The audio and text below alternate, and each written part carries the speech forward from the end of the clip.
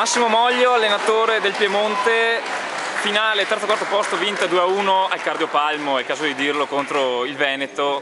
Che trofeo delle regioni è stato per la selezione detentrice del trofeo nel 2011? Ma dunque è stato un trofeo molto importante perché le ragazze hanno fatto un cammino in crescita sempre e soprattutto sono riuscite a tirar fuori il meglio di sé nelle ultime partite. Sicuramente la mancanza di esperienza ad alti livelli ci ha condizionato un pochino per quel che riguarda la nostra capacità di gioco, però sono molto soddisfatto sia per quel che riguarda l'utilizzo di tutte le giocatrici sia per quel che riguarda l'impegno che hanno profuso in questo torneo.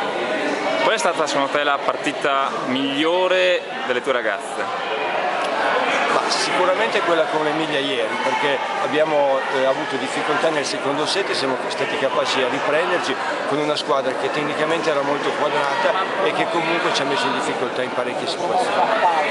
Stamattina hai qualche rimpianto per la semifinale? Certo, molti rimpianti perché avevamo la possibilità di arrivare in finale, abbiamo avuto 3 set ball e li abbiamo sciupati proprio a causa di questa nostra mancanza di lucidità nei momenti importanti, però purtroppo è proprio quello che manca in questo gruppo.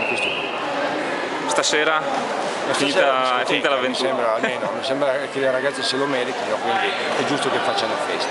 Allora grazie a Massimo Moglio. Grazie a te.